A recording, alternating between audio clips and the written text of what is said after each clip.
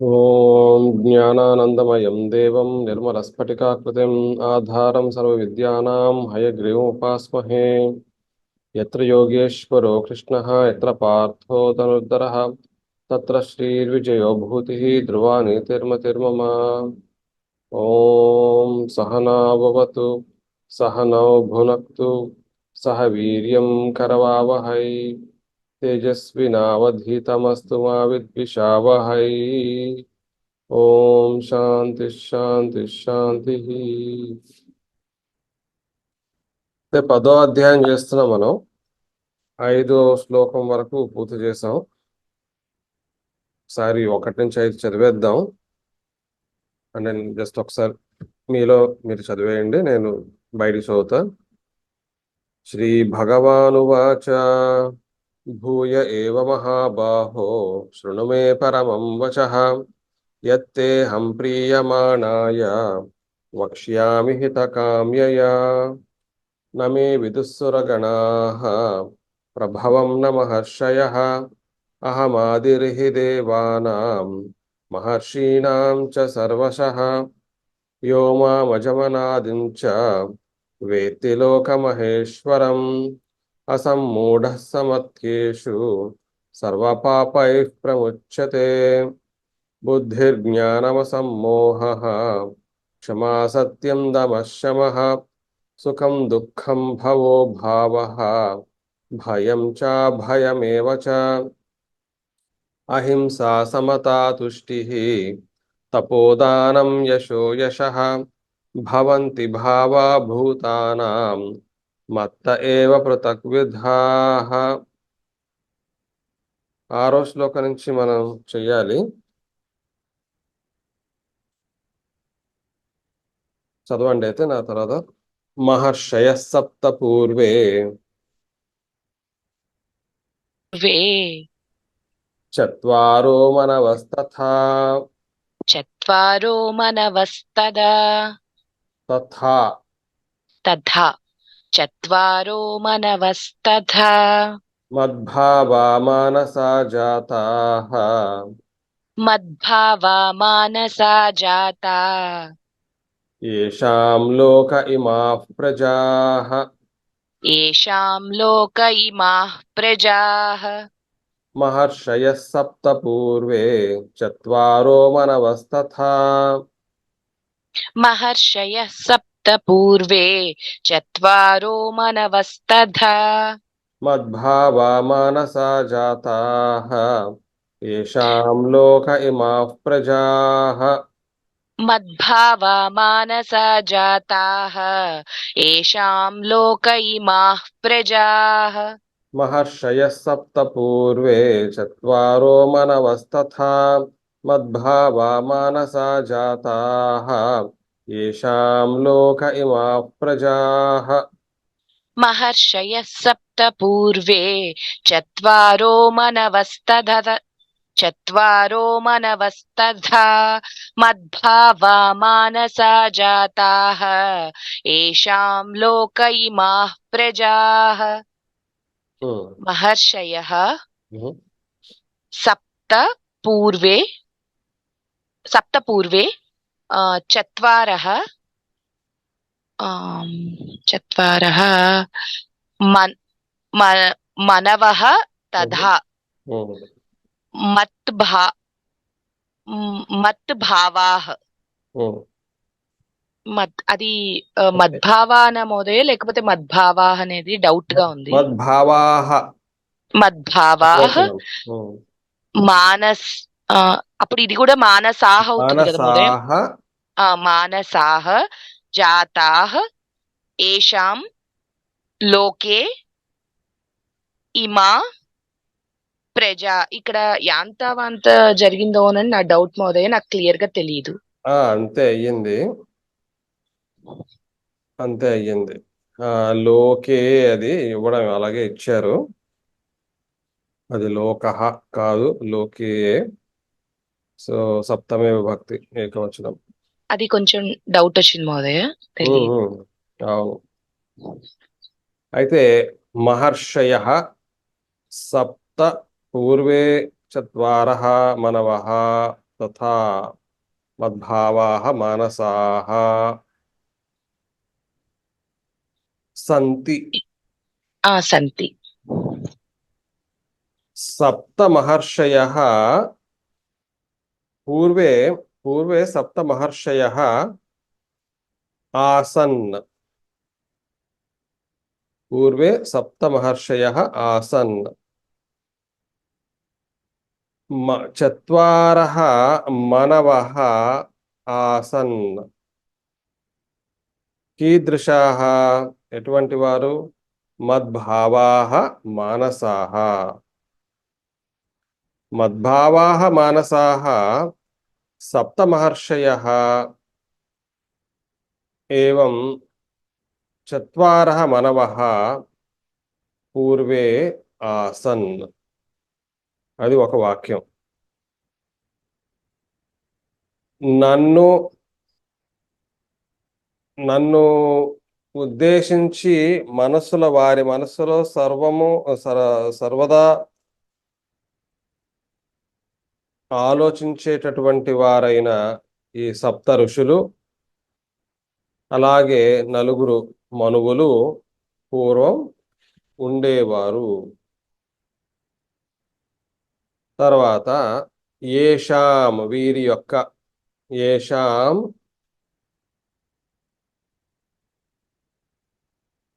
ప్రజాః ఇమాః ప్రజాః ఏతస్మిన్ లోకే జాతాః. వీరి సంతానము ఎవరైతే ఉన్నారో ఈ ప్రజలందరూ కూడా భూమిపైన నివసిస్తున్నటువంటి ప్రజలు అందరూ వీరు పుట్టారు. అనగా సంతానం ఎవరైతే మనం అందరం ఉన్నామో, నిజానికి మనం అందరం కూడా ఈ సప్త మహర్షుల నుండి, అలాగే నలుగురు మనువులు, అందుచేత మనను మానవులు అంటారని వింటూ ఉంటాం. వీరందరి నుంచి వచ్చినటువంటి సంతానమే మొత్తం ఈ భూమిపైన ఉన్నటువంటి మనుష్యులు అందరూను అని చెప్పి అర్థం వచ్చింది. ఓకే అండి. తర్వాత శ్లోకం. ఏతాం విభూతిం యోగం చ మమ యో వేత్తి తత్వతః సోవికంపేన యోగేన యుజ్యతే నాత్ర సంశయః. ఏతాం విభూతిం యోగం చ మమ యో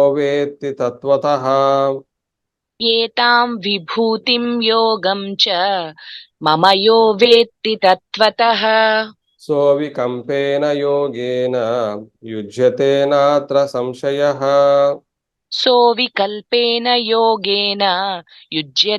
నాత్ర సంశయః. ఏతాం విభూతిం యోగం చ మమ యో వేత్తి తత్వతః సోవికంపేన యోగేన యుజ్యతే నాత్ర సంశయః. ఏతాం విభూతిం యోగం చ మమ యో వేత్తి తత్వతః సోవికల్పేన యోగేన యుజ్యతే నాత్ర సంశయః. ఏతాం విభూతిం యోగం చ మమ యః వేత్తి తత్వతః సహ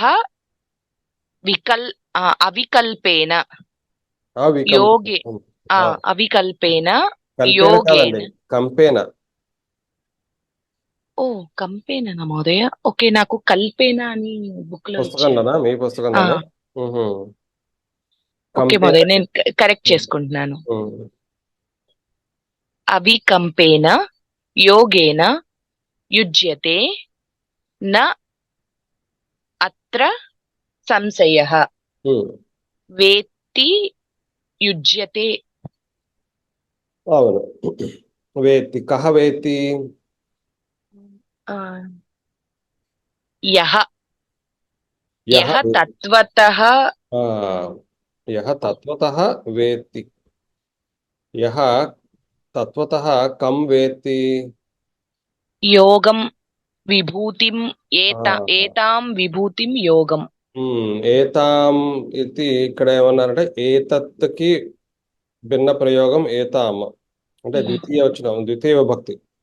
ఉమ్, ఏతత్ విభూతిం యోగం, ఏతాం విభూతిం యోగం. సో యః తత్వతః ఏతత్ ఏతాం విభూతిం యోగం చ వేత్తి, కస్య ఉమ్, ఏతాం విభూతిం యోగం వేత్తి అంటే కస్య కస్య విభూతిం కస్య యోగం వేత్తి. మమ మమ అదొకటి. మమ మమ అయ్యింది. సహ సహ సహ యుజ్యతే, సహ యుజ్యతే, సహ అవికంపేన కేన యుజ్యతే, అవికంపేన యోగేన. ఉమ్, అంటే ఏమాత్రము కంపనము లేనటువంటి, ఏమాత్రము చలనము లేనటువంటి సుస్థిరమైనటువంటి యోగము ద్వారా యుజ్యతే అతడు నాతో లయమవుతాడు. అత్ర సంశయః నాస్తి, ఇందులోని ఎటువంటి సంశయము ఉండరాదు, లేదు. మహోదయ్, ఇక్కడ వికల్పము అంటే ఆ అంటే అది కాని ఇది కాని అని తీసుకునే భావమేనా? అంటే ఎయిదర్ ఆర్. వికల్ప అయితే ఆప్షన్, వికంపనం. ఓకే ఓకే, నాకు అందుకని ఆ మీనింగ్ సెట్ అవ్వలేదు మహోదయ్. Okay okay. సో ఇక్కడ వికంపనము అనగా రెండు పుస్తకాల్లోని సంస్కృత భారతి ఇది కూడా వికంపేన అనే ఇచ్చారు. మనం చదువుతున్నది కూడా ఇప్పుడు వికంపేన అనే ఉంది. అందువల్ల కంపేన అంటే మామూలుగా వణకడము అంటే అవికంపేన అంటే నాట్ దట్. అంతే. సో అచంచలేన యోగేన అని ఇచ్చాడు ఇక్కడ. అచంచలేన యోగేన. యః మనుష్యః మమ ఏతత్ ఐశ్వర్యం తత్తత్ పదార్థ నిర్మాణ సామర్థ్యం చ యథావత్ జానాతి సహ అచంచలేన సమ్యక్ దర్శనేన సంబధ్యతే, అతడు బంధింపబడతాడు. సంబధ్యతే అనగా ఇక్కడ లయం అవుతాడు. అస్మిన్ విషయే సంశయః నాస్తి. తర్వాత అహం సర్వస్య ప్రభవః, అహం సర్వస్య ప్రభవః, మత్తః సర్వం ప్రవర్తతే, మత్తః సర్వం ప్రవర్తతే, ఇతి మత్వా భజంతే మాం, ఇతి మత్వా భజంతే మాం, బుధా భావ సమన్వితాః. బుధా భావ సమన్వితాః.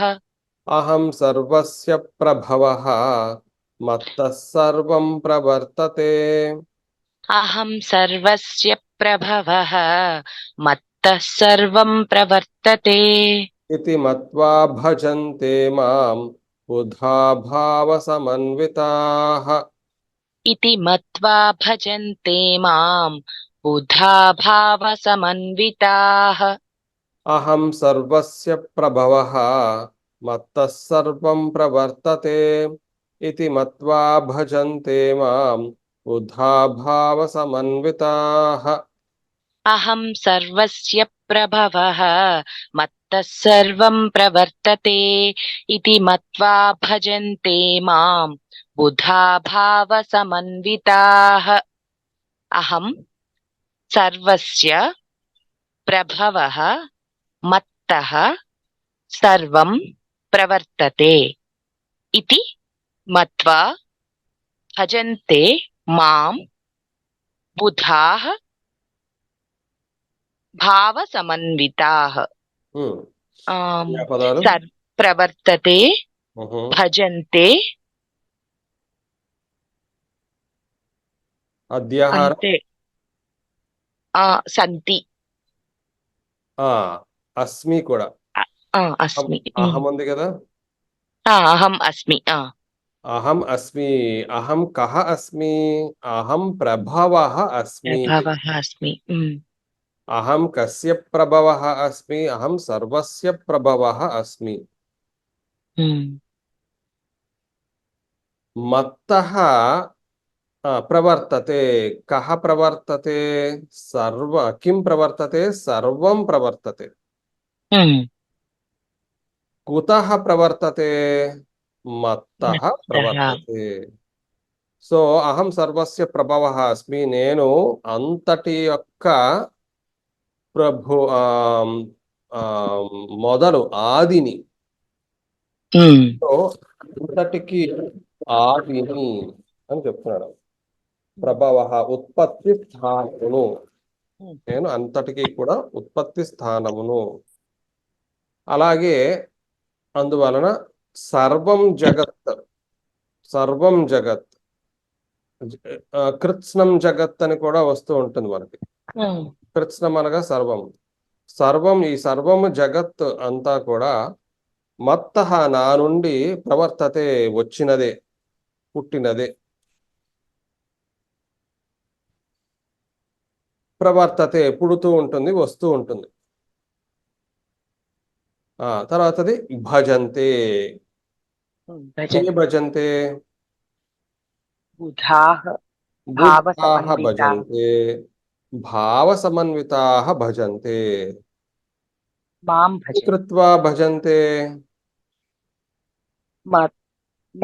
మత్వా ఇతి మత్వా భజంతే. కం భజంతే.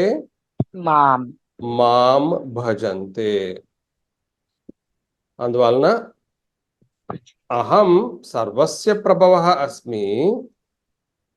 మత్తః సర్వం ప్రవర్తతే ఇతి జానంతః బుధాః భావసమన్వితాః మాం భజంతే. తెలుసుకున్న తర్వాత, లేకపోతే తెలుసుకుంటున్నటువంటి వారు తెలుసుకున్న తర్వాత ఇలా తెలుసుకుని నేనే అంతటికి కారకుడను అని తెలుసుకుని ఆ యొక్క జ్ఞానము కలిగినటువంటి బుధాః భావ సమన్వితాః. బహుశా అంతా కూడా ఒక్కటే అనే చెప్పేటటువంటి సమాన దృష్టి కోణము ఉన్నటువంటి వారు అని రావాలి. ఇక్కడ భావ సమన్వితాః కేవలం ప్రీతి సహితాః అని ఇచ్చారు. అది ఒకటే కాకపోవచ్చు అర్థం.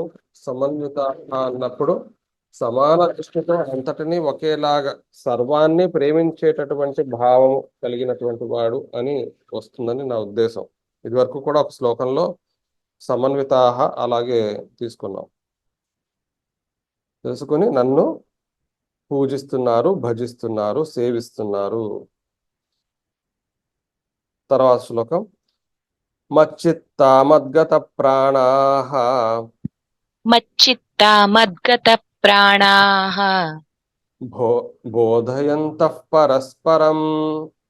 బోధయంతః పరస్పరం. కథయంతశ్చ మాం నిత్యం. కథయంత్యశ్చ మాం చిత్తం. కథయంతశ్చ మాం నిత్యం.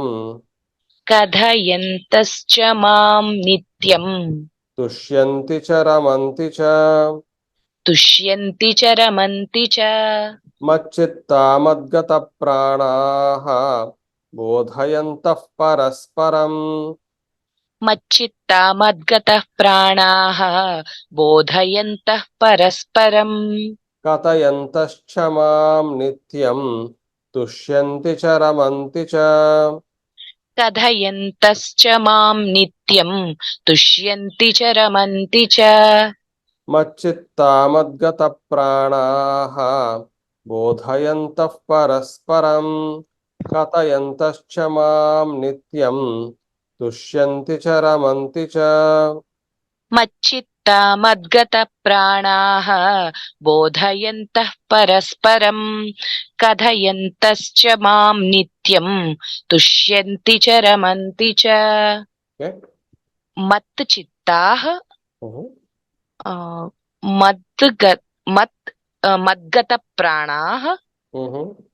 బోధయంతః పరస్పరం కథయంతః చ మాం నిత్యం తుష్యంతి చ రమంతి చ. ఆమ్, ఆ, ఇక్కడ తుష్యంతి రమంతి. అంతే, ప్రస్తుతానికి అంతే. ఆ, అయితే ఇప్పుడు భక్తుల యొక్క గుణాలను తెలుపుతున్నాడు. లేదంటే ఎలా సేవించాలి, ఎలా భజించాలి అనేది కూడా వస్తుంది ఇక్కడ. తుష్యంతి రమంతి, కే తుష్యంతి రమంతి చ.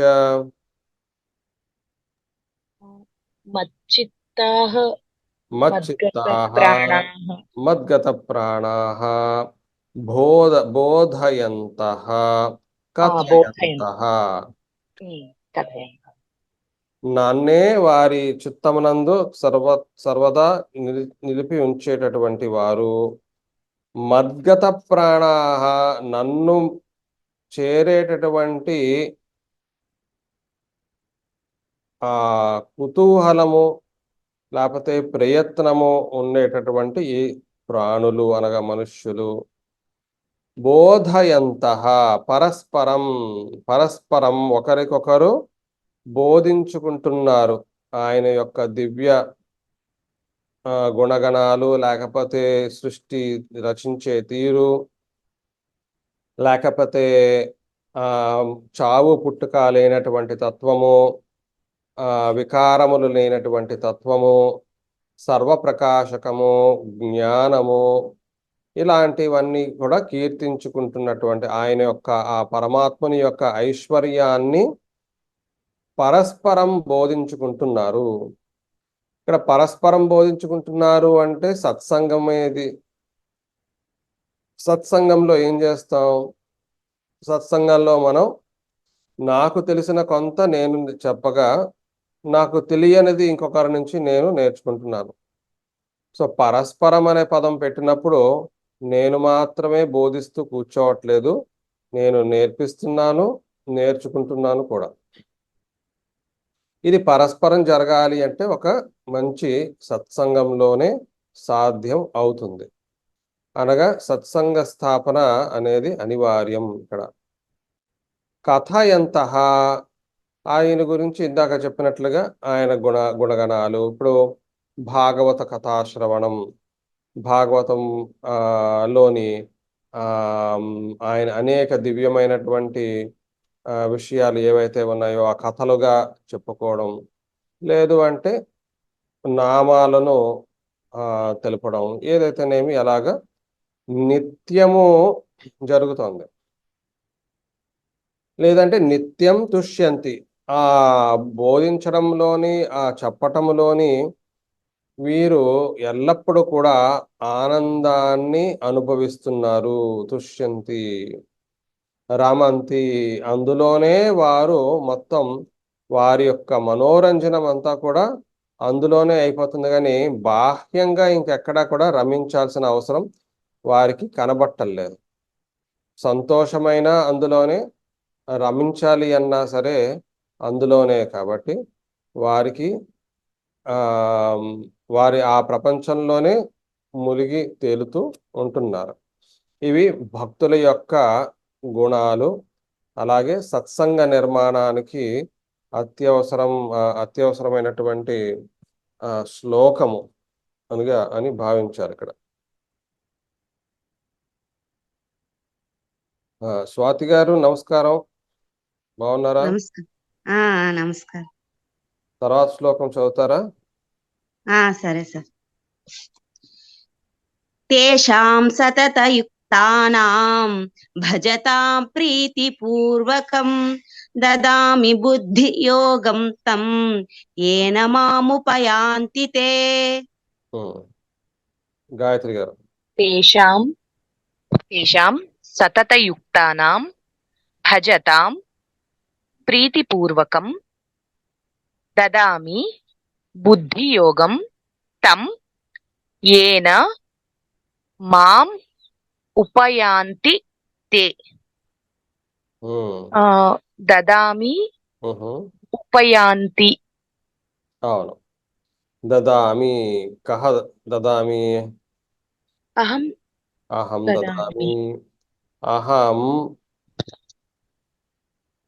కిం దదామి ఇన్ క్వశ్చన్ ఒక్కసారి అడగండి మహోదయ. అహం కిం దదామి అహం బుద్ధియోగం దదామి. బుద్ధియోగం దదామి. ఓకే, సెకండ్ అహం బుద్ధియోగం కం దదామి తం తం దదామి. తం అన్నప్పుడు మనకి ఇంకేమున్నాయి? పైన సతతయుక్తానాం. యాక్చువల్గా చెప్పాలంటే తం బుద్ధియోగము రెండు ఒకటే. బుద్ధియోగ. అందుకు ఒక నిమిషం వెనక్కి చూద్దాం. అహం తేషాం అన్నప్పుడు పైన కథయంతః ఏ కథయంతః ఏ బోధయంతః తేషాం వారి కొరకు వారి యొక్క సతతయుక్తానాం ఎల్లప్పుడూ కూడా నా యందు వారి మనస్సుని లగ్నం చేసినటువంటి వారి యొక్క సతతయుక్తానాం భజతాం నన్ను ఎప్పుడూ కూడా భజించేటటువంటి వారు వారి యొక్క. ఈ మూడు కూడా షష్ఠీ విభక్తి బహువచనాలు. భజతాం సతతయుక్తానాం తేషాం అహం ప్రీతిపూర్వకం తం బుద్ధియోగం దదామి.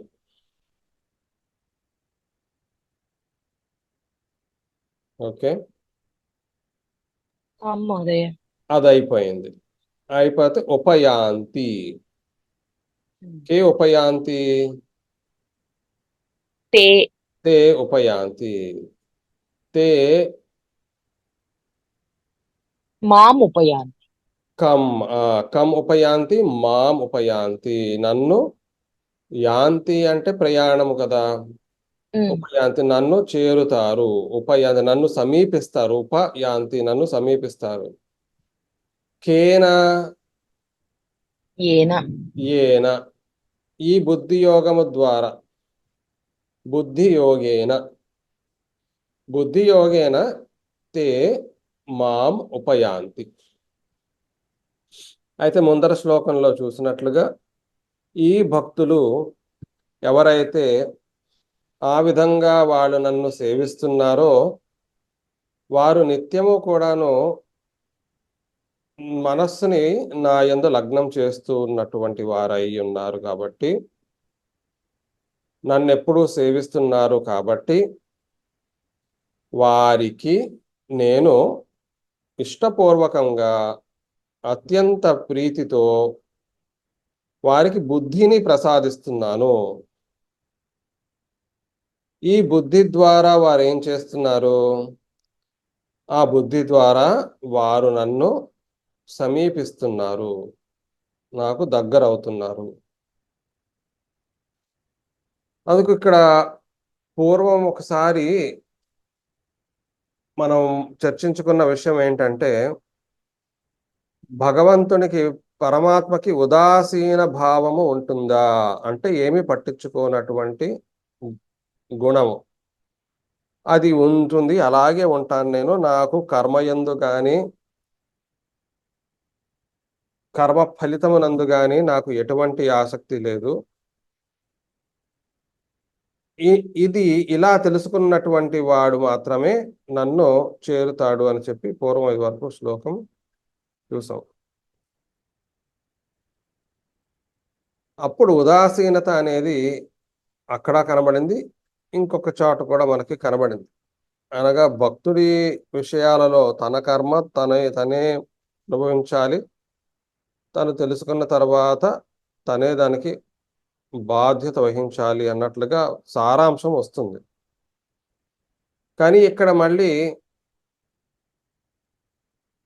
బుద్ధిపూర్వకంగా ఇటువంటి భక్తులకు నేను బుద్ధిని ప్రసాదిస్తున్నాను అంటున్నాడు. సో అయితే మరి రెండూ జరుగుతున్నాయి. ఒకవైపు ఉదాసీన భావము ఉంటుంది. బహుశా ఎలా తీసుకోవాలి అంటే లౌకికమైనటువంటి విషయాలలోని దూరేటటువంటి ఉద్దేశము ఏమాత్రం భగవంతునికి లేదు. కానీ ఎవరైతే తనను చేరే ప్రయత్నం చేస్తున్నారో అది అలౌకికమైనటువంటి విషయం, ఆధ్యాత్మిక విషయము. కాబట్టి వారికి సరైనటువంటి మార్గదర్శనము కలిగిస్తున్నాడు. అలాగే మనం ఇక్కడ అర్థం చేసుకోవాల్సి వస్తుంది. లౌకికమైనటువంటి విషయాల ఉదాసీన భావము, అలౌకికమైనటువంటి విషయము యందు ఖచ్చితంగా అతని యొక్క పాత్ర ఇక్కడ మనకు తెలుస్తుంది. స్వాతి గారు తర్వాత శ్లోకం చదవండి. తేషామేవానుకంపార్థం అహమజ్ఞానజం తమః నాశయామ్యాత్మభావస్తః జ్ఞానదీపేన భాస్వత. తేషాం ఏవ అనుకంపార్థం అహం అజ్ఞానజం తమః నాశయామి ఆత్మభావః అది ఆత్మభావస్థః ఆత్మభావస్థః అంటే అది సమస్త పదంగా తీసుకోవాలి మహోదయ. ఓకే, ఆత్మభావస్థః జ్ఞానదీపేన భాస్వత. నాశయామి అహం నాశయామి అహం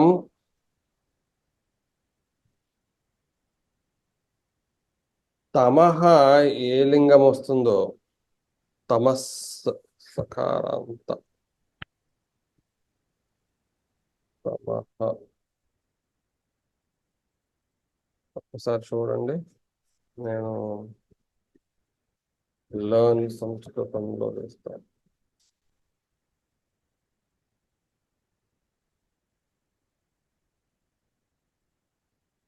తమః పుల్లింగ పదం. తమః పుల్లింగం అయింది. అయితే తేషాం అనుకంపార్థం అహం అజ్ఞానజం, అజ్ఞానము నుంచి జనించినటువంటి అజ్ఞానజం, తమః తమస్సును, అంధకారమును, అహం నాశయామి. అక్కడ దాకా ముందర వాక్యం కుదిరింది. ఒక వాక్యం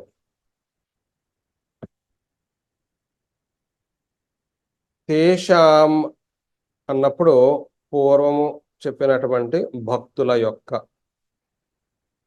తేషాం వారి యొక్క అనుకంపార్థం. అనుకంపార్థం అన్నప్పుడు ఇక్కడ ఏమన్నారు అంటే పూర్వము కంపనము అనేది చలించడం అని చూసాం.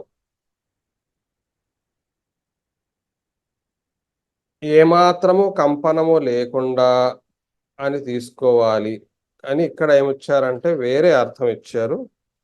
ఇక్కడ మహోదయ తమస్సు శబ్దానికి రెండిట్లో అంటే పుంలింగము నపుంసకలింగంలో రెండిట్లో తమహ లేదు మహోదయ. ఇక్కడ లర్న్ సంస్కృతంలోనైతే పుంలింగం ఇచ్చారు. పుంలింగంలో కూడా అంటే తమసహ తమసౌ తమసాహ అని ఇచ్చారు మహోదయ. తమసహ. తమహ ఎక్కడొచ్చింది? షష్ఠి వచ్చిందేమో. రాలేదు మహోదయ. తమసాత్ అలా వచ్చింది. షష్ఠి తమసస్య. తమ అకారాంత పుల్లింగమా? తమహ. మరి ఇక్కడ రామః లాగా ఇక్కడైతే తమహ అనేది మాస్కులైన్ డార్క్నెస్ అని ఇచ్చాడు. హలంతం కాకుండా అజంతం అయ్యి ఉండొచ్చు మహోదయ. అయ్యింది. అందువల్ల తమహ ప్రథమ విభక్తిలో ఉంటే మనకి ఇక్కడ కుదరదు కదా. ఉమ్. అది ద్వితీయ విభక్తిలో ఉండాలి. అది ఖచ్చితంగా అది నపుంసకలింగంలో కూడా ఉంటుంది. నపుంసకలింగంలో అయితే గనక తమసం తమసే తమసాని, తమసం తమసే తమసాని అని ఇచ్చారు మహోదయ. తమస్ అయితే మరి తమహకి ఏమొచ్చిందో.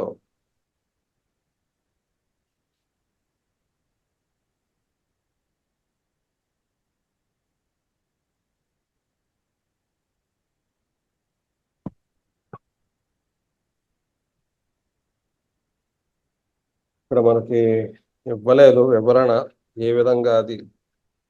సరే, మరి నాకు తెలిసి దాన్ని ద్వితీయ విభక్తిగానే తీసుకోవాలి, ఎందుకంటే అది నశింపబడుతుంది. చూద్దాం మరి. అహం అజ్ఞానజం, ఓకే, అది బాగానే ఉంది. తమహ నాశయామి. ఆత్మభావస్థః జ్ఞానదీపేన భాస్వత తేషాం ఏవ అనుకంపార్థం. అయితే ఇక్కడ అది కొంచెం కాంప్లికేటెడ్ గానే ఉన్న శ్లోకము అయినప్పటికీ అర్థం చేసుకోవాల్సిన ఉద్దేశం, అర్థం చేసుకున్న పద్ధతి ఒకసారి చూద్దాం. ఆ వాక్యాన్ని పక్కన పెడితే ఆత్మభావస్థః భాస్వత జ్ఞానదీపేన నాశయామి. అహం ఆత్మభావస్థః, నేను నా స్వయం రచనతో అనుకోవాలి, నేను వారి యందు నివసిస్తూ ఆత్మభావస్థః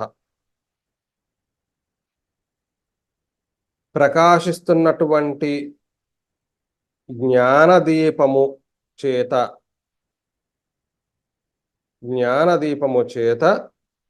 ఈ అజ్ఞానం నుండి పుట్టినటువంటి ఈ తమహ, ఈ అంధకారమును నేను నాశనం చేస్తున్నాను. ఎవరి కోసం? వారి కోసం. వారి ఎందుకు? కిమర్థం? అనుకంపార్థం, వారిపై దయతో అని చెప్పి ఇక్కడ ఇచ్చారు. వారిపై అత్యంత ప్రీతితో నేను చేస్తున్నాను. అనుకంపార్థం అంటే ఆ విధంగా వారు దానికి అర్థాన్ని ఇచ్చారు. దయాహేతోహో తాదృశానాం బుధానాం అనుగ్రహార్థం అహం తేషాం అంతఃకరణే తిష్టన్. వారి అంతఃకరణాల్లో నేనే ఉంటూ తేషు వారి యందు అజ్ఞానేన జన్యం తమః ప్రకాశమానేన జ్ఞానరూపేణ. ఈ అజ్ఞానముతో పుట్టినటువంటి ఈ తమస్సును ప్రకాశిస్తున్నటువంటి జ్ఞానరూపేణ, జ్ఞానమైనటువంటి దీపముతో నాశయామి అని ఇచ్చారు. సో ఆత్మభావస్థః అన్నప్పుడు ఇక్కడ అర్థం వచ్చింది అంటే వారి యందు వర్తమానః, స్వయం వర్తమానః, వారి యందు స్వయం తిష్టన్, అందులో నివసిస్తూ కూర్చున్నటువంటి వాడనై ఉండి నేను బుద్ధిపూర్వకముగా ఈ జ్ఞానమును ప్రకాశింపజేస్తున్నాను, తద్వారా అజ్ఞానాన్ని నాశనం చేస్తున్నాను. సో అయితే మూడు కలిపి తీసుకున్నప్పుడు ఏమవుతుంది అంటే, ఈ మూడు శ్లోకాలు ఎవరైతే ఆ ప్రయత్నము చేస్తున్నారో, నిత్యము భగవంతునితోనే ఉండేటటువంటి ప్రయత్నం ఎవరైతే చేస్తున్నారో వారికి ఖచ్చితంగా బుద్ధిని ప్రసాదిస్తున్నాను. బుద్ధిని ప్రసాదించి నేను ఇంకేం చేస్తున్నాను? వారికి ఏమాత్రం అజ్ఞానము మిగిలి ఉన్నా నేనే అన్నటువంటి ఈ జ్ఞానమును, తద్వారా ఆ జ్ఞానం అనేటటువంటి ప్రకాశముతో వారి అంధకారమైనటువంటి అజ్ఞానాన్ని నేను తొలగిస్తున్నాను. సో మంచిగా తయారు చేస్తున్నాడు. ఆయన యొక్క భక్తులను తన చెంతకు చేరేటటువంటి ప్రయత్నములోని ఆయన సహకరిస్తున్నారు. అనగా కొంచెం స్పీడప్ అవుతుంది వాళ్ళ యొక్క ప్రయత్నం కూడా, వారి యొక్క సాధన కూడా కొంచెం చకచక నడుస్తుంది. స్వాతి గారు, తర్వాత శ్లోకం. అంటే మహోదయ, ఈ శ్లోకంలో అడగకుండా అమ్మాయినా పెట్టదని ఎవరైతే అడిగితే వాళ్ళకి పెడుతున్నారు. ఆయన మామూలుగా ఎవరిది పట్టించుకోరు. ఎవరైతే నాకు కావాలి అని అడుగుతున్నారో వాళ్ళని ఆయన లీవ్ చేయకుండా హెల్ప్ చేస్తున్నారు. అంతే. అర్జున ఉవాచ పరం బ్రహ్మ పరం ధామ పవిత్రం పరమం భవాన్ పురుషం శాశ్వతం దివ్యం ఆదిదేవమజం విభుం.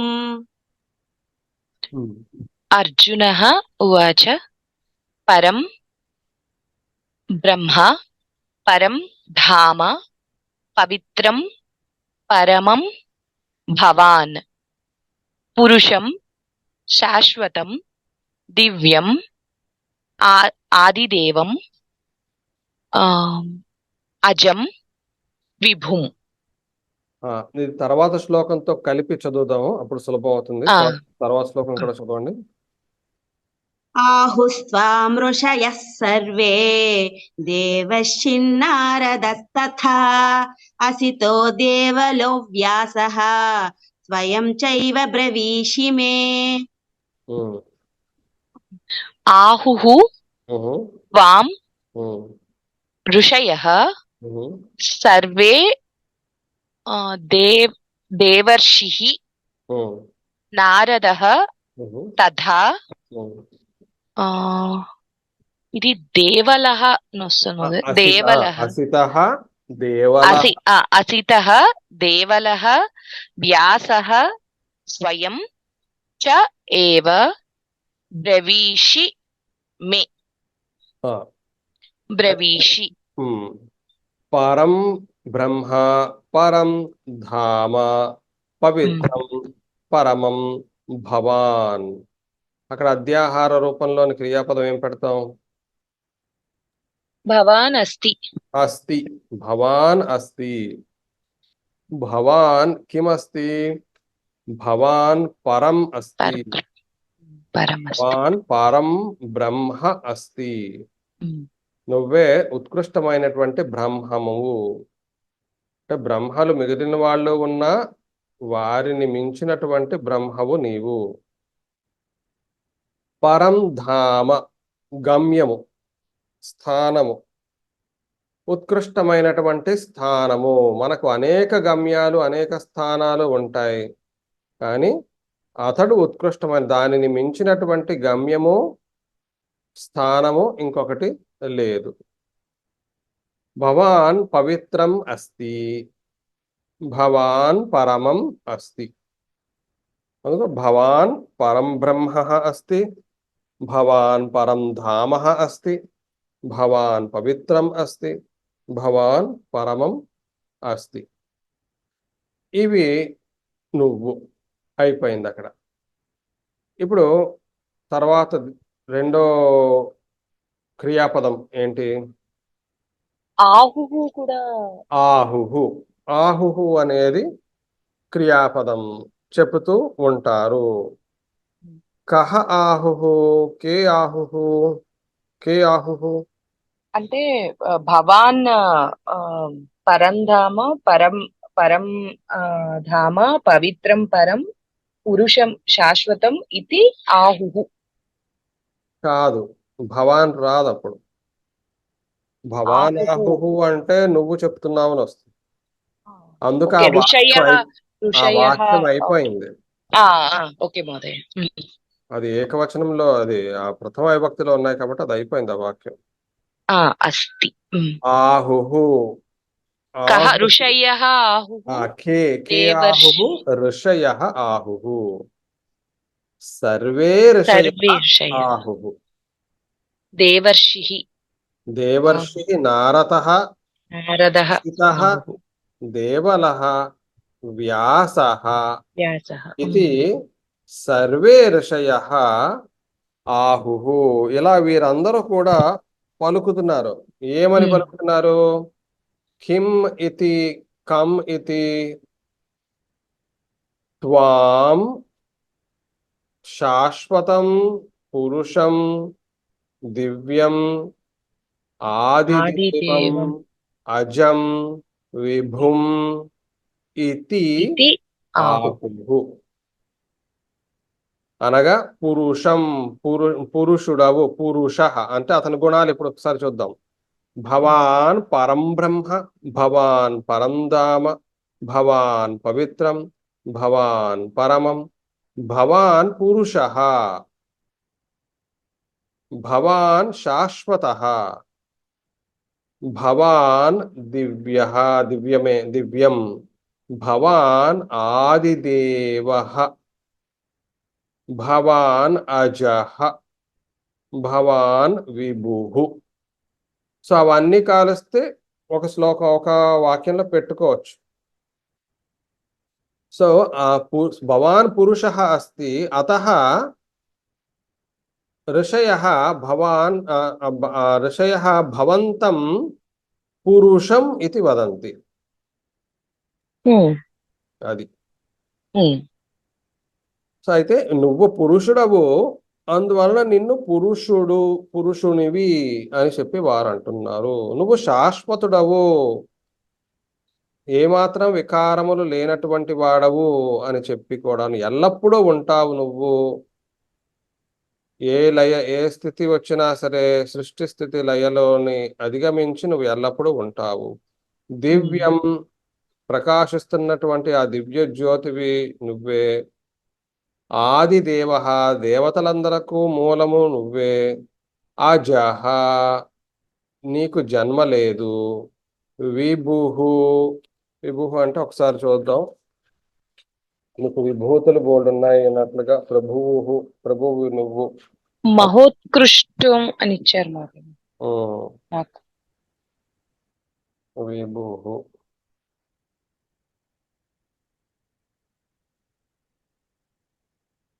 వ్యాపకం. ఇక్కడ వ్యాపకం, విభూతి అందుకే అర్థం వచ్చింది. విభూతి అన్నప్పుడు అనేకమైనటువంటి ఆయన యొక్క వ్యాపక శక్తులు, ఈ సర్వం జగత్తంతటిని ఎలా అయితే వ్యాపించి ఉన్నాడు అతడు విభుః, వ్యాపకం, నువ్వు వ్యాపించి ఉన్నటువంటి వాడవు అని చెప్పి వీరందరూ కూడాను స్తుతిస్తున్నారు. ఇప్పుడు మూడో వాక్యం, బ్రవీషి. కహ బ్రవీషి? త్వం బ్రవీషి. స్వయం ఏవ బ్రవీషి. నువ్వు స్వయముగా నువ్వు నాకు చెప్తున్నావు. మహ్యం బ్రవీషి, నాకు చెప్తున్నావు. ఈ విషయాలన్నీ వారు నీ గురించి చెప్తున్నారు. నువ్వు నాకు ఈ విషయాలన్నీ నువ్వు నాకు స్వయము చెప్తున్నావు అంటున్నాడు. అది తాత్పర్యార్థం ఒకసారి చూద్దాం. భవాన్ ఉత్తమం బ్రహ్మ, నువ్వు ఉత్తమమైనటువంటి బ్రహ్మవు. ఉత్కృష్టం స్థానం, పరమం పవిత్రం చ అస్తి. దేవర్షి నారదః, అసితః దేవలః, బాదరాయణః ఇత్యాదయః సర్వే అపి ఋషయః త్వం సనాతనః, ఎల్లప్పుడూ నువ్వున్నావని. దివ్యః చ పురుషః అని చెప్పి అంటున్నారు. త్వం ఆదిదేవః, అందరికీ ఆదివి, మూలము నువ్వు అని చెప్తున్నారు. త్వం జన్మరహితః, నీకు జన్మ లేదని చెప్తున్నారు. త్వం విభుః, నువ్వు సర్వము వ్యాపించి ఉన్నటువంటి వాడవని. ఇది వదంతి, ఇలా చెప్తున్నారు. యత్ ఏతత్ త్వం అపి మాం వదసి, ఇవన్నీ నువ్వు నాకు చెప్తున్నావు అంటున్నాడు. అది ఎందుకు అలాగా అంటున్నాడు అనేది కొంచెం దీర్ఘంగా ఆలోచించి చూడాలి. నాకు ఈ శ్లోకం యొక్క చివరి మొక్క నువ్వు నాకు చెప్తున్నావు అనే విషయం నాకు అర్థం అవట్లే. అది ఒకసారి మిగిలిన కమెంటరీస్ లో చూడాలి. నువ్వు నాకు చెప్తున్నావు అంటే తర్వాత శ్లోకంలో బహుశా అక్కడ వస్తుందేమో, చూద్దాం పోనీ ఒకసారి. అక్కడ వస్తుంది అనుకుంటా. ఓకే, తర్వాత శ్లోకం చదవండి. సర్వమేతదృతం మన్యే యన్మాం వదసి కేశవ నహి తే భగవన్ వ్యక్తిం విదుద్దేవాన దానవాః. ఇక్కడ వచ్చింది, సర్ దానికి సమాధానం ఇక్కడ వచ్చింది. సర్వం ఏతత్ ఋతం మన్యే యత్ మాం వదసి కేశవ హి నహి నహి తే భగవన్ వ్యక్తిం విదుః న దేవాః విదుర్దేవాః న దానవాః. అంటే న విదుః అని తీసుకోవాలి. నా విదుహు. అయితే తర్వాత మొదటిది వదసి వదసి, మన్యే. వదసి త్వం అధ్యాహార పెట్టుకోవాలి. త్వం వదసి. అలాగే స్వాతి గారు. ఓకే, త్వం వదసి, త్వం మాం వదసి, యత్ మాం వదసి. నువ్వు ఏదైతే నన్ను ఉద్దేశించి చెప్తున్నావు, తత్ సర్వం ఏతత్ సర్వం ఋతం ఇతి మన్యే. అయితే ఇక్కడ అర్జునుడి యొక్క ధైర్యము చూడండి. ముందరవన్నీ చెప్పావు కదా, నువ్వు పరంబ్రహ్మం అని, పరంధామం నువ్వేనని, పవిత్రం నువ్వేనని చెప్పి అవన్నీ నువ్వు చెప్పావు. నిన్ను ఈ విధంగా స్తుతిస్తున్నారని కూడా నువ్వు నాకు చెప్తున్నావు. స్వయం నీకు నీవే నాకు చెప్తున్నావు. నేనేదో మామూలుగా అడిగా, నేను బహుశా ఎలా తీసుకున్నావు, నేను యుద్ధం చేయనని అడిగాను, నువ్వేమో ఇవన్నీ చెప్తున్నావు.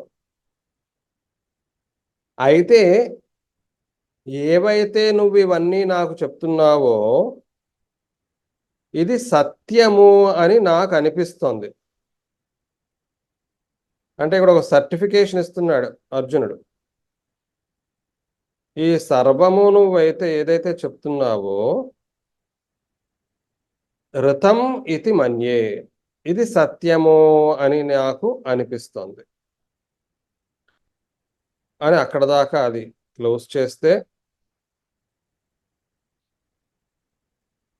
తుభ్యం త్వం త్వాం త్వాం నహి తే త్వాం వ్యక్తిం విదుః దేవాః న దానవాః. హే భగవన్ అని పెట్టుకోవాలి ఇక్కడ, నాకు తెలిసి. హే భగవన్.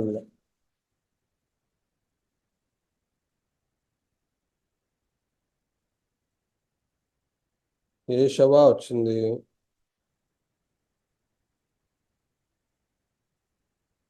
ఇవ్వలేదు మళ్ళీ ఇక్కడ, కానీ అంతే. అలాగే అది కూడా సంబోధన ప్రథమ విభక్తిగానే తీసుకోవాలి. లేదు అంతే, హే దేవ, హే భగవన్ సంబోధన ప్రథమ విభక్తి, అందువలన అది ఏమాత్రం మనకు ప్రథమ విభక్తి కాదు. హే భగవన్ త్వాం వ్యక్తిం, ఒక నహి తే, నహి తే వారు, క్షమించాలి ఇక్కడ, నహి తే తే దానవాః, తే దేవాః, తే దానవాః, తే దేవాః న విదుః, న విదుః. తే దేవాః తే దానవాః భగవన్ వ్యక్తిం, వ్యక్తిం న విదుః. వ్యక్తి మహోదయ అక్కడ తే అంటే అది చతుర్థికా లేకపోతే షష్ఠికా? ఇక్కడ తే తవే ఇచ్చాడు, షష్ఠి. అంటే షష్ఠి. ఆ, నీ యొక్క వ్యక్తిం, తవ వ్యక్తిం అంటే ప్రభావం, ఓకే వ్యక్తి ప్రభావం ఇచ్చాడు. సో నీ యొక్క ప్రభావమును వాళ్ళు ఓకే. తెలుసుకోలేకపోతున్నారు. నువ్వు నాకు చెప్పావు కానీ వీళ్ళెవళ్ళు తెలుసుకోలేకపోతున్నారు. అనగా నువ్వు నాకు ఎంతో అనుగ్రహాన్ని కలిగించావు, నాకు అంటే ఆయన కన్విన్స్ అయిపోయారా మహోదయ ఇప్పుడు అర్జునుడు హీఈస్ ద పరమాత్మ అని? నేను రెండు రకాలుగాను తీసుకుంటున్నాను ఇక్కడ. కొంచెం ఇక్కడ సర్కాస్టిక్ గానే అడుగుతున్నారా? సర్కాస్టిక్ కాదు కానీ ముందర కూడాను ఎటువంటివి అనేవాడు. ఉదాహరణకు చతుర్థ అధ్యాయంలో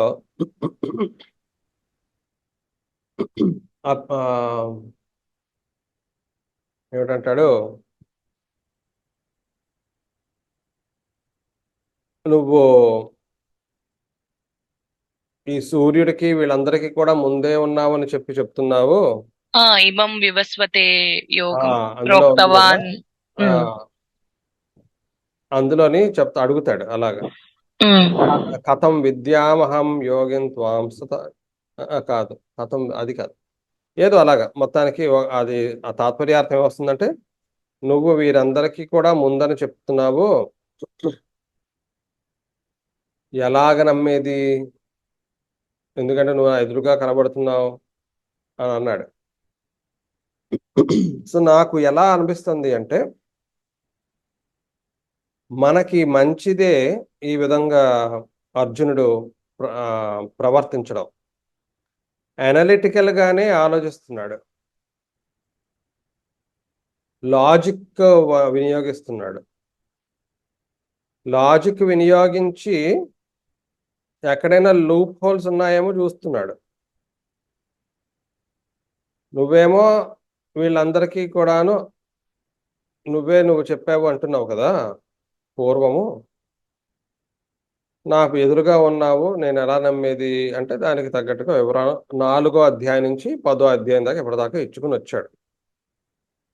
ఇవ్వగా మీరు అన్నట్లుగా ఇప్పుడు నేను సంతసించాను, నాకు ఇది సత్యమే అని అర్థమవుతుంది అని సర్టిఫికేషన్ ఇచ్చాడని నేను తీసుకుంటున్నా. ఒక మనిషిగా లౌకిక జీవనాన్ని జీవిస్తున్నటువంటి వాడై తన యొక్క లిమిటేషన్స్తో ఆలోచించేటటువంటి వాడై, అంటే దివ్యశక్తి లేదు కాబట్టి ఈ విధంగా నువ్వు చెప్తున్నవన్నీ కూడా సత్యమని నాకు అర్థమవుతుంది.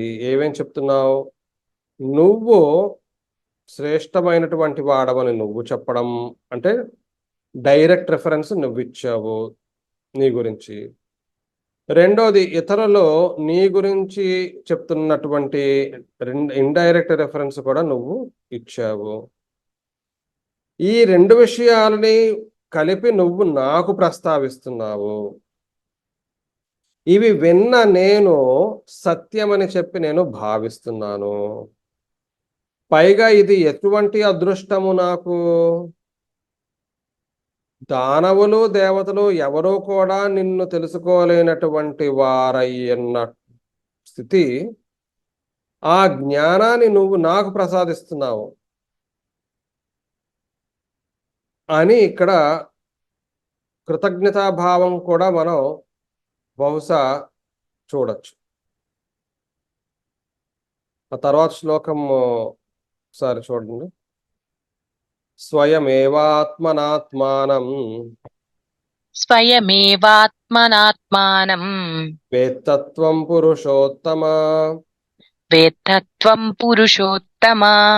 భూతభావన భూతేశ దేవదేవ జగత్పతే స్వయమేవాత్మనాత్మానం వేత్తత్వం పురుషోత్తమ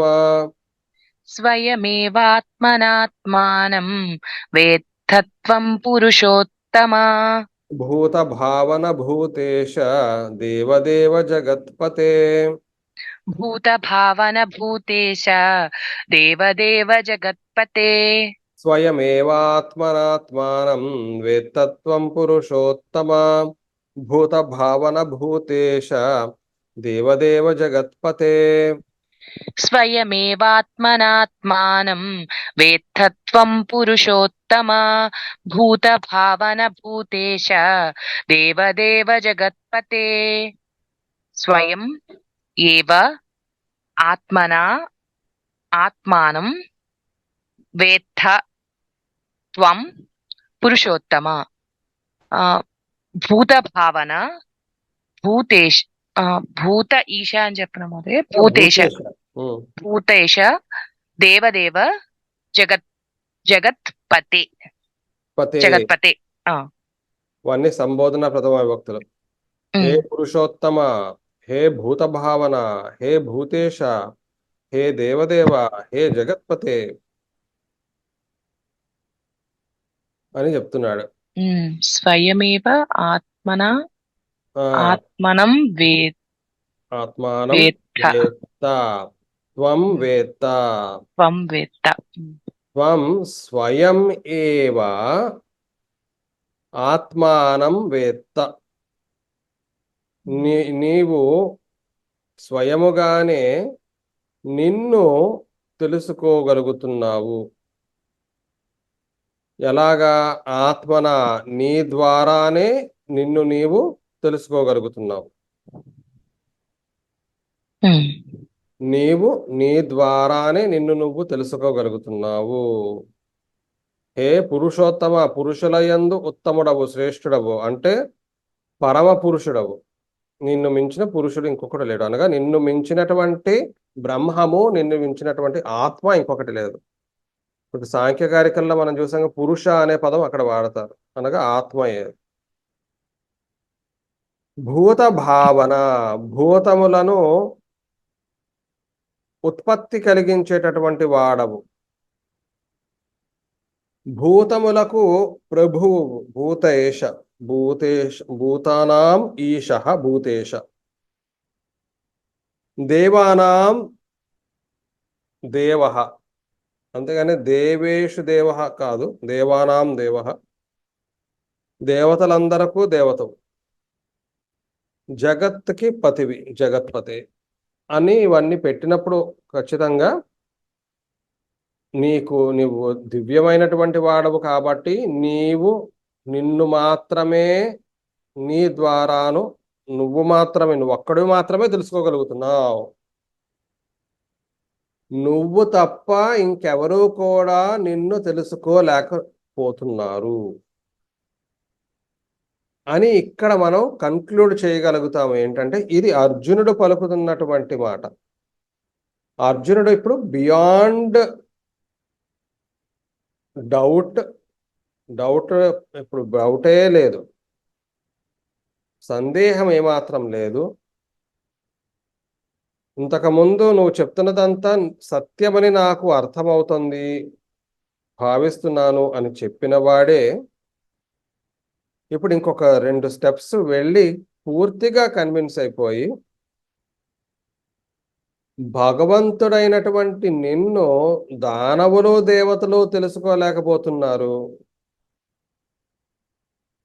ఎందుకు అంటే నీవు మాత్రమే నీ ద్వారా నిన్ను నువ్వు తెలుసుకోగలవు, ఇంకెవరూ కూడా తెలుసుకోలేరు నిన్ను అనేటటువంటి భావం.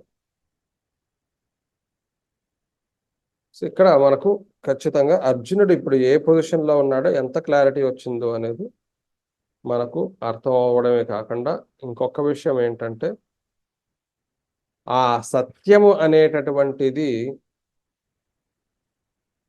జగత్ సత్యం ఏదైతే ఉందో అది బ్రహ్మతరం కూడా కాదు. ఎవరికీ కూడా దాని అసలు రహస్యము తెలుసుకునే యోగ్యత ఎవరికీ లేదు. ఎంతకాలమైతే ఒక శరీరాన్ని ధరించి మనసు బుద్ధి అనేటటువంటి వాటి ద్వారా పరిగణిస్తామో ఆ సత్యాన్ని తెలుసుకునే పరిస్థితి లేదు. ఎప్పుడైతే వీటన్నిటినీ అధిగమించి ఆ ఆత్మను అని నేను తెలుసుకుంటానో, ఆత్మను అవుతానో, అప్పుడు నేను ఆ భగవంతుణ్ణి అయిపోయాను, ఆ పరమాత్ముణ్ణి అయిపోయాను అద్వైతంగా. అప్పుడు నేను నన్ను తెలుసుకున్నాను. ఇది కూడా మనం చూడాల్సిన విషయం. సరే, మహోదయ్, ఇక్కడ ఒక చిన్న సందేహం వస్తుంది మహోదయ. ఇప్పుడు మామూలుగా అర్జునుడు యుద్ధం నుంచి వెనుతిరిగాడు. He has some doubts in his mind. అది ఇనీషియల్ గా ఆయన క్లారిఫై చేస్తూ వస్తున్నారు. నువ్వు నీ కర్తవ్య దీక్ష చేయాలి, స్వధర్మం ఆచరించడమే ఉత్తమమైనది అని ఒక్కొక్కటి కన్క్లూడ్ చేసుకుంటూ వస్తున్నారు. సో ఇట్లాంటి సందర్భంలో అంటే ఇప్పుడు నేను చెప్పింది కరెక్ట్ అని ప్రూవ్ చేసేందుకు ఆయన ఆయన మ్యాగ్నమ్ ఆపస్ గురించి చెప్తున్నారు. అంటే if we want to trust somebody, ఎదుటి వాళ్ళు చెప్పిన ఫిలాసఫీని మనం వినాలి అనుకుంటే వీ హ్యావ్ టు హ్యావ్ అంటే మనకు ఒక ప్రమాణం కావాలి అన్నట్టు నేను ఇంత అని చెప్తున్నారు కదా. So when he trust him, అంటే ఒకవేళ ఆయన పరమతత్వాన్ని ఈయన నమ్మితే ఇంకా ముందుకి గీత వెళ్లాల్సిన, అంటే ఇంకా ఫర్దర్ క్వశ్చన్స్ క్లారిఫై చేయించుకోవడానికి అవసరం లేదు. ఆయన చెప్పింది విని యుద్ధానికి వెళ్ళిపోయేవాళ్ళు. లేదు, ఈయనకి ఇంకా సంశయం ఉంది, ఈయన నమ్మిన ఫిలాసఫీ మీద ఎక్కడో అజ్ఞానమైన ఏదో, అంటే డెసిషన్ మేకింగ్ లో ఏ తొణుకుపాటు ఉన్నా కూడా ఆయనకు ఒక క్లారిటీ లేనప్పుడు అలా ఎవరు చెప్పినా నమ్మేస్తామా మహోదయ?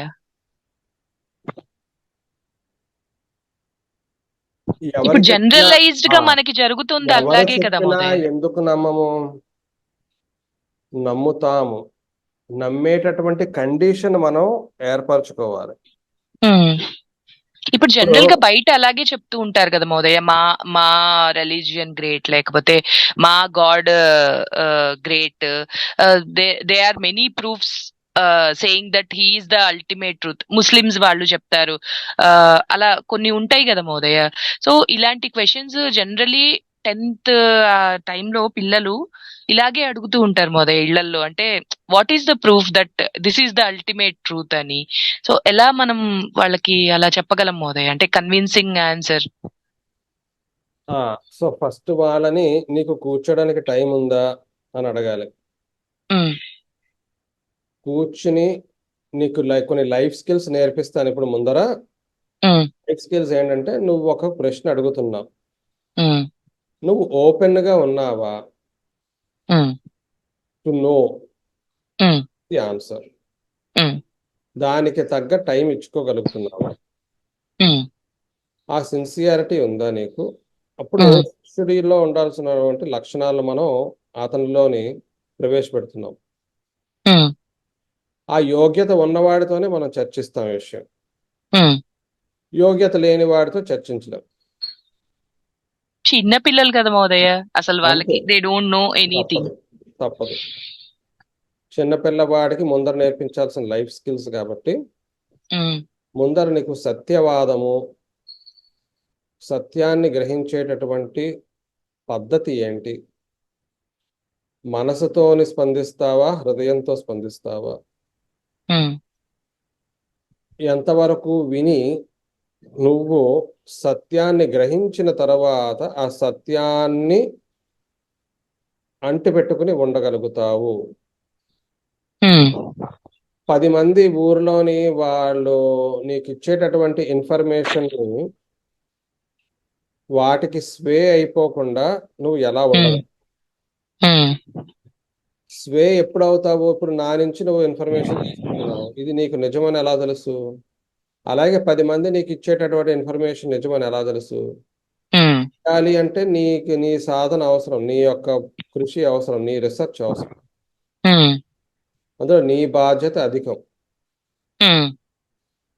సో ఫస్ట్ అండ్ ఫార్మోస్ట్ ఈ స్కిల్స్ నేర్పించిన తర్వాత అప్పుడు ఈ డిస్కషన్లోకి దిగాలి.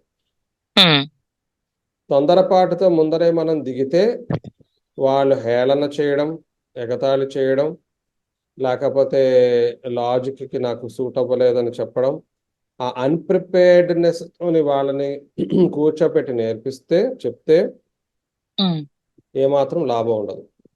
ఉమ్, చిన్నపిల్లలు చాలా సులువుగా వాళ్ళు మనం ఈ చెప్పిన పద్ధతులను వాళ్ళు అనుసరిస్తారు. నువ్వు ఒక స్టూడెంట్వేనా? అవును. ఉమ్, స్టూడెంట్గా ఫస్ట్ ఏ విధంగా నువ్వు విషయాలను తెలుసుకుంటావు ముందర అలా వద్దాం. నెక్స్ట్ ఉమ్, అది అయిపోయింది కదా, ఇప్పుడు ఈ ప్రిపరేషన్ అంతా అయిపోయింది. కూర్చున్నారు, మాట్లాడుతున్నప్పుడు ఇప్పుడు నీకేం అర్థమైందో నువ్వు చెప్పు. ఉమ్, ఈ ప్రశ్నకి కారణం ఏంటి, ఎటువంటి వేషాలు ఉన్నాయి, ఎటువంటి అనుమానాలు ఉన్నాయి, ఎటువంటి దృష్టికోణంతో ఉన్నాడని మీరు తెలుసుకోవాలి ఫస్ట్. ఉమ్, ఆ తెలుసుకున్న తర్వాత అందులో వచ్చినటువంటి ప్రశ్నలకి సమాధానాలు చెప్తూ మీరు వివరాలు ఇవ్వచ్చు. ఉమ్, మూడవది మీ యోగ్యత. ఉమ్, చెప్తున్నటువంటి మీ యోగ్యత ఏంటి, ఎగ్జాక్ట్లీ. చెప్పడానికి మీరు అర్హులా కారా? ఎలా తెలుస్తుంది అర్హత? అర్హత తెలియాలంటే మొట్టమొదటిది పాండిత్యం కాదు, శాస్త్రజ్ఞానం కాదు. మొట్టమొదటి ఉండాల్సినది మీరు చెప్పేది సత్యమా కాదా, అది మీకు తెలియాలి. అసత్యవాదాన్ని మీరు ప్రతిపాదిస్తే మీరు దోషులే, అవతల వారికి ద్రోహం చేస్తున్నారు. లేనిది ఉన్నట్లు చెప్పడం, దేవుడు ఖచ్చితంగా ఉన్నాడు అని మీరు ఎలా చెప్తారు? ఆర్ పూజ దీనికి చెయ్యాలి కానీ మీరు పూజ చేయరు, లెటస్ అది అసత్యం. అనగా మీరు ఏదైతే ప్రాక్టీస్ చేస్తున్నారో దానిని మీరు ప్రతిపాదించాలి. ఏదైతే కాన్సెప్ట్ అని మీకు తెలుసును కానీ అది ఇంకా తెలుసుకునే ప్రయత్నం చేస్తున్నారో ఇది నా కాన్సెప్ట్, ఇది నాకు ఇలా అర్థమైంది, ఇంకా నేను సాధన చేస్తున్నాను అనేటటువంటిది కన్వే అవ్వాలి.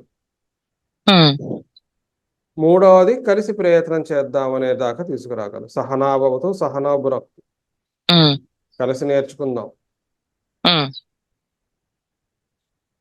అందుకు ఇప్పుడు స్టూడెంట్ ప్రిపేర్డ్నెస్ ని ఫస్ట్ సెట్ చేసి మీ ప్రిపేర్డ్నెస్, మీ యోగ్యత ఏంటి అనేది మీరు అసెస్ చేసుకుని ఆ యోగ్యతని సంపాదించుకుని, యోగ్యత ఎలా సంపాదించుకుంటాం? ఆ వేసిన ప్రశ్నకైనా సరే కనీసం రీసెర్చ్ చేయడం. ఆ వేసిన ప్రశ్నకి మీకు సమాధానాలు రాకపోతే ఎవరినైనా సరే ఎవరి దగ్గరికైనా తీసుకువెళ్ళి వాళ్ళ చేత ఆ ప్రశ్నకి సందేహ నివారణ చేయడం. ఈ కైండ్ ఆఫ్ సిచ్యువేషన్స్ మాకు ఇక్కడ చాలా ఎక్కువ అరైజ్ అవుతున్నాయి మోదయ్. అంటే ఫ్రమ్ 5th or 6th పిల్లల్ని, అంటే చిన్న ఏజ్ పిల్లలకి వాళ్ళు సాంస్క్రిట్ శ్లోకాలు అవి నేర్పించడము, మీనింగ్స్ అవి చెప్పించడం జనరలీ ఇది ఈ మధ్య ఒక 1 year గా జరుగుతోంది. సో ఆఫ్టర్ లర్నింగ్ ముంబైలో మోదయ్య. మీరు ఇప్పుడు ముంబై వెళ్ళిపోయారా? ముంబైలో ఉన్నాం మోదయ్య. సో స్కూల్ స్టార్ట్ అయిపోయినాయి. బాలకేంద్రం నేర్పిస్తున్నారా? లేదు మోదయ్య, మా బాబు వాళ్ళ స్కూల్లో వాళ్ళకు ఒక సబ్జెక్ట్ గా ఉంటుంది. సో 6 months కి ఒకసారి ఎల్డర్స్ ని, పేరెంట్స్ ని అందరినీ మీట్ లాగా పెట్టి, సో వాళ్ళు లాస్ట్ 2 years లో ఇట్లాంటి ఒక గ్రూప్ డిస్కషన్ లాగా ఎవ్రీ టైం, అంటే సైన్స్ అయినా గీత అయినా ఒక టాపిక్ కి వాళ్ళు ఓపెన్ ఎయిర్ డిస్కషన్ లాగా పెట్టి, సో ఆ డిబేట్ లో మార్క్స్ లాగా కూడా ప్రెజెంట్ చేస్తారనమాట. అంటే టు ఇంప్రూవ్ దేర్ క్వశ్చనియర్ స్కిల్స్ అని. సో దానికి ఆన్సర్ చేసేందుకు దే ఆర్